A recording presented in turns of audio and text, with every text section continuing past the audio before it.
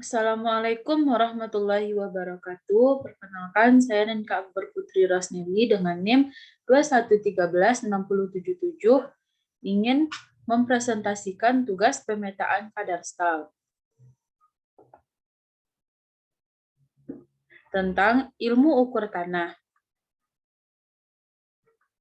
Materi yang dibahas pada presentasi kali ini, yang pertama, pengertian pengukuran tanah.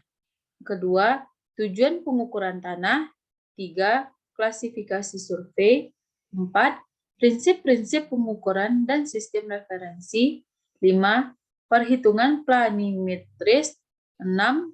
Perhitungan jarak langsung dan tensimetri. Yang ketujuh, bearing, azimut, pengukuran sudut. 8. Poligon. 9. Waterpass. 10. Peta situasi.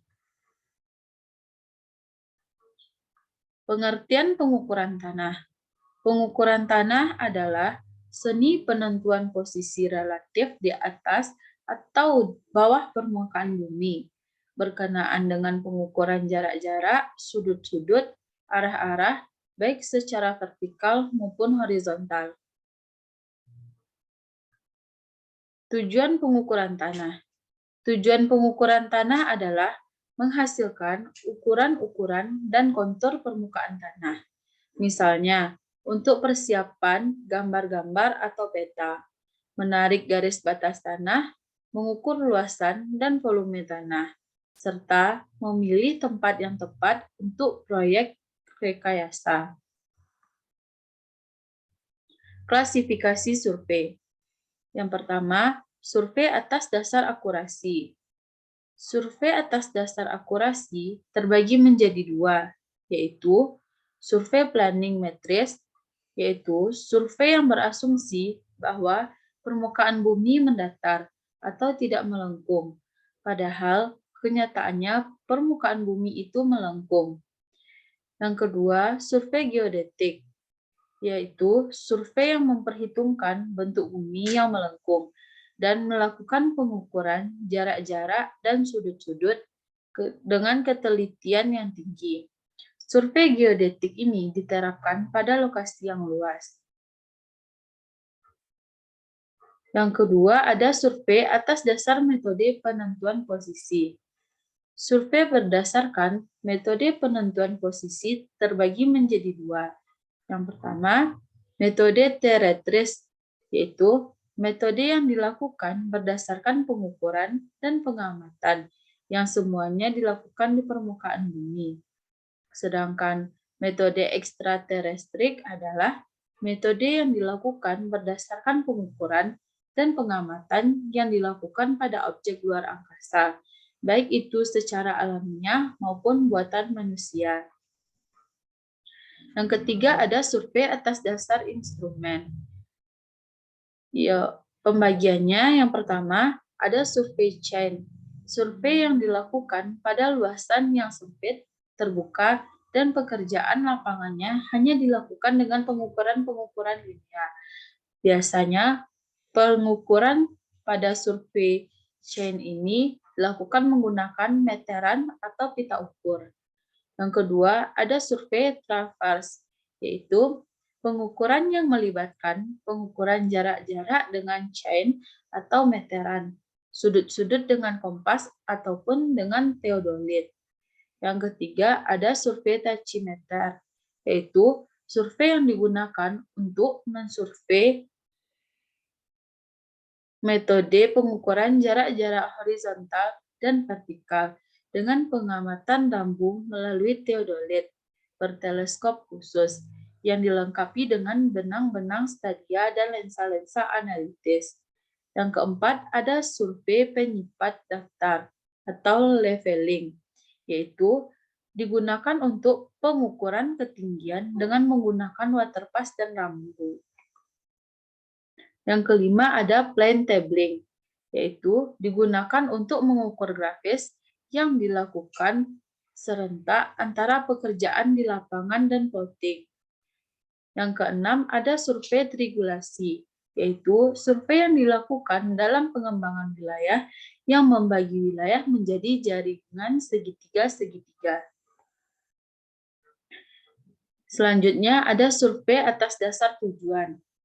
Yang pertama, survei atas dasar tujuan terbagi menjadi satu, survei rekayasa, yaitu survei sebagai penyedia data yang lengkap untuk pembuatan jembatan layang, rel kereta api, saluran limbah, dan lain sebagainya. Yang kedua ada survei pertahanan, yaitu digunakan oleh militer untuk pengaturan strategi pertahanan. Yang ketiga, digunakan untuk menentukan lokasi, volume, dan cadangan mineral. Yang keempat, ada survei geografi, yaitu survei yang digunakan sebagai sumber pembuatan peta. Yang kelima, ada survei tambang, yaitu survei yang digunakan untuk pembuatan peta permukaan dan bawah tanah. Yang keenam, ada survei arkeologi, yaitu survei yang digunakan untuk mengungkapkan arkeologi. Yang ketujuh, ada survei route, digunakan untuk menempatkan dan mengeset jaringan-jaringan di permukaan tanah untuk keperluan jalan raya, rel kereta, dan pengambilan data yang diperlukan. Selanjutnya ada survei atas dasar tempat. Survei atas dasar tempat terbagi menjadi 4. Yang pertama ada survei tanah. Survei tanah adalah survei pengukuran batas tanah, penentuan jarak, dan azimutnya atas dasar bentuk, ukuran, luas, dan patok tanah. Yang termasuk dalam survei tanah adalah survei topografi, survei kadastral, dan survei perkotaan. Yang kedua, ada survei hidrologi. Survei hidrologi adalah survei yang berkaitan dengan air, seperti sungai, danau, perairan pantai, dan pengambilan data pasang surut. Yang ketiga, ada survei bawah tanah. Survei bawah tanah dipersiapkan untuk perencanaan bawah tanah, seperti penempatan titik-titik, arah terowongan, dan lubang udara, serta aliran listrik di bawah tanah. Yang keempat, ada survei udara. Survei udara dilakukan dengan pemotretan melalui pesawat udara yang digunakan untuk pengadaan peta-peta berskala besar. Selanjutnya, ada prinsip-prinsip pengukuran dan sistem referensi. Prinsip-prinsip pengukuran. Yang pertama, pengukuran tidak boleh ditinggalkan, kecuali dalam keadaan terpaksa. Ide utamanya adalah melokalisir kesalahan-kesalahan dan akumulasinya, yang mana kesalahan-kesalahan tersebut besar akibatnya dan menyebabkan survei tidak terkendali. Yang kedua, memilih minimal 2 titik kontrol di lapangan, dan kedua titik tersebut diukur. Bentuk bumi. Yang pertama, pengukuran topografi pada permukaan laut rata-rata dan mempertimbangkan bahwa permukaan bumi itu datar, namun yang berlaku pada jarak-jarak pendek. Yang kedua, garis level. Garis level mempengaruhi tegak lurus dengan arah gravitasi serta didefinisikan dengan gelembung nivell, yang mana permukaan bumi tersebut relatif bulat. Yang ketiga ada geoid. Geoid atau permukaan realitas fisik. Pada bidang ekuipotensial yang mirip dengan permukaan laut rata-rata.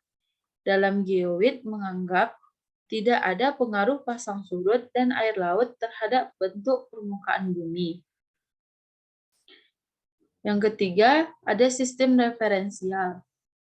Jika kita memperhitungkan suatu posisi, jarak, dan arah permukaan bumi dilakukan dengan kerangka referensial yang sistematis. Kerangka referensial yang paling cocok adalah elipsoid, karena mempunyai bentuk yang relatif sederhana pada tingkatan tertentu dan mendekati bentuk geoid, yang mana pengukuran pada umumnya menggunakan gelembung nivell. Selanjutnya ada perhitungan planimetris. Jarak. Pengukuran menghasilkan jarak-jarak, baik jarak secara langsung maupun tidak langsung. Jarak langsung diperoleh dari tarikan meteran antara titik dengan titik lainnya.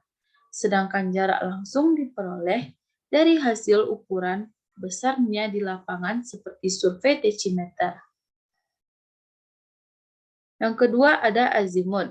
Azimut antara dua titik adalah besarnya sudut atau bearing yang dibentuk dari suatu referensi meridian atau utara searah jarum jam sampai ke garis penghubung dua titik.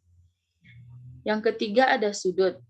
Sudut horizontal dapat diukur melalui dua cara, dari selisih bacaan horizontal dan selisih dua azimut. Yang mana biasanya bacaan horizontal didapat dari pengukuran teodolit, dan cara penentuan tertentu teodolit dapat menghasilkan sekaligus dua bacaan azimut titik. Yang keempat ada koordinat. Koordinat suatu titik dapat dihitung jika diketahui azimut dan jarak dari titik referensial.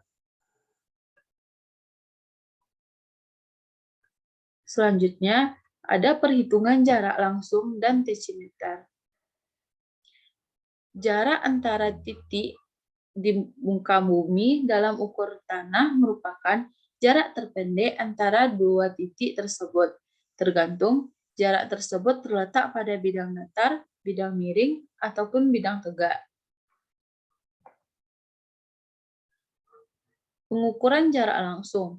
Pengukuran jarak langsung dapat diukur dengan menggunakan alat seperti pita ukur, pegas ukur, dan rantai ukur. Sedangkan alat-alat bantu pengukuran jarak langsung adalah 1. Jalon atau anjir adalah tokat pipa besi dengan ujung runcing yang berguna pada pelurusan dan untuk menyatakan suatu titik di lapangan dalam jarak yang jauh. Yang kedua ada pen ukur, adalah alat untuk memberikan tanda pada titik sementara di lapangan. Pen ukur juga disebut sebagai patok ukur. Yang ketiga ada unting-unting. Unting-unting adalah alat yang membantu memproyeksikan suatu titik terbuat dari besi atau kuningan. Yang keempat ada waterpas tangan yang digunakan untuk mendatarkan peta ukur. Yang kelima ada prisma kaca sudut. Prisma kaca dan sudut. Yang kelima ada prisma dan kaca sudut yang digunakan untuk menentukan sudut 90 derajat atau sudut siku-siku. Yang ketiga ada pengukuran jarak langsung pada lapangan datar. Pengukuran jarak langsung di mana jaraknya tidak dapat diukur dengan satu kali bentangan pita ukur. Maka pelaksanaannya terdiri dari 1. Pelurusan. Menentukan titik-titik antara sehingga terletak pada suatu garis lurus, terletak pada suatu bidang vertikal. Yang kedua, pengukuran jarak. Selanjutnya ada pengukuran jarak langsung pada bidang miring, yaitu pelaksanaan pelurusannya pada dasarnya sama saja dengan pelurusan pada bidang datar. Selanjutnya ada pengukuran jarak terhalang. Sumber-sumber kesalahan pada pengukuran jarak. 1. Panjang pita ukur tidak standar. Yang kedua, suhu tidak baku. 3. Tarikan yang tidak tepat. 4. Pelurusan yang tidak baik. 5. Pita tidak mendatar. 6. Pemasangan unting-unting yang salah. 7.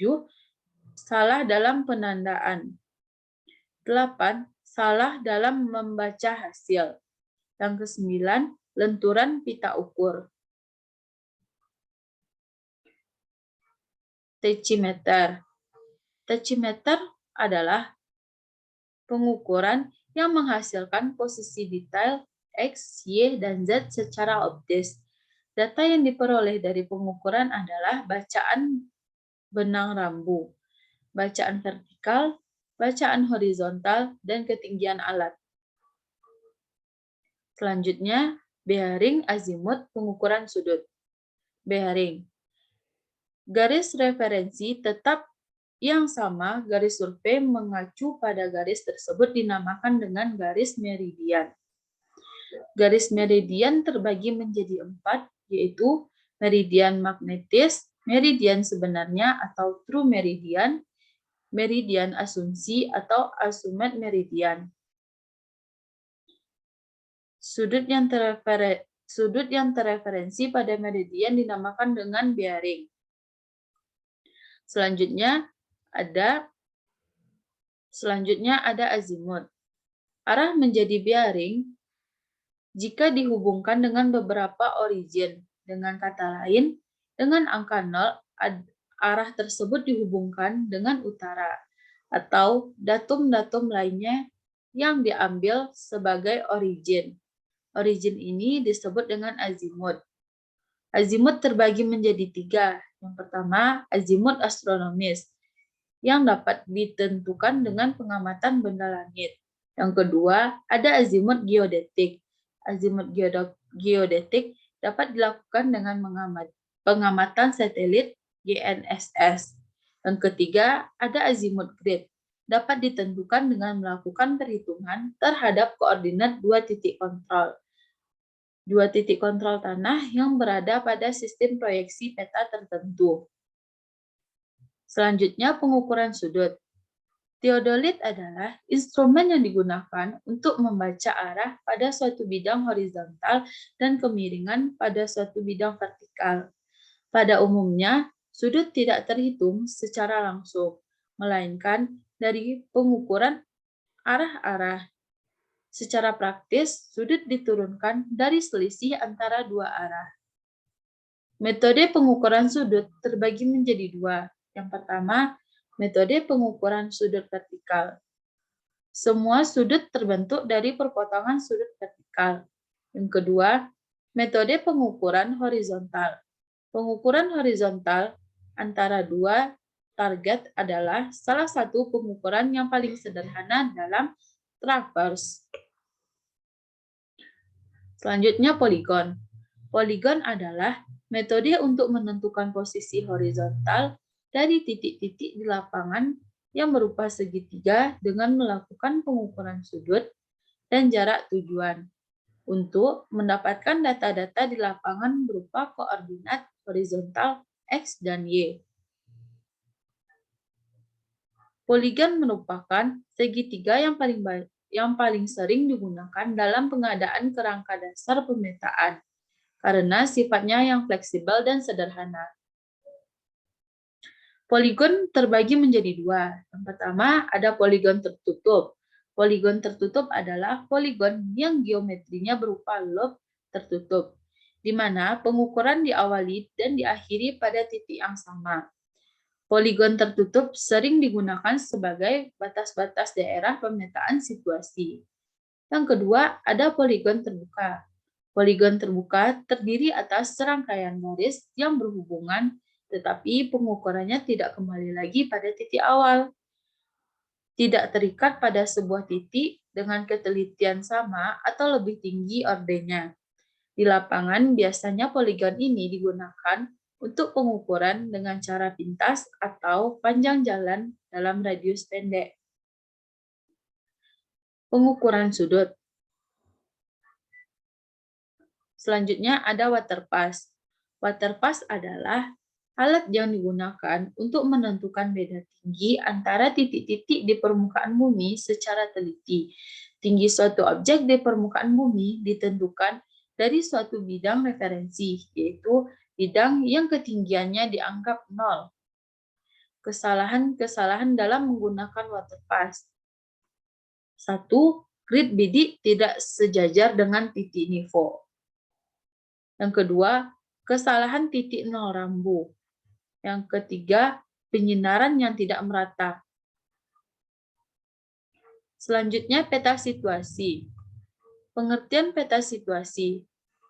Peta situasi adalah peta topografi skala besar yang memuat informasi unsur-unsur alam maupun buatan manusia, yang dinyatakan dengan simbol-simbol berupa titik, garis area, dan atribut yang menggambarkan pada bidang datar dengan skala tertentu. Tahap-tahap pembuatan peta situasi. Yang pertama, ada pembuatan kerangka kontrol horizontal dan vertikal. Yang kedua, pengumpulan detail. Yang keempat, pembuatan garis kontur. Yang ketiga, pembuatan garis kontur. Yang keempat, ada plotting.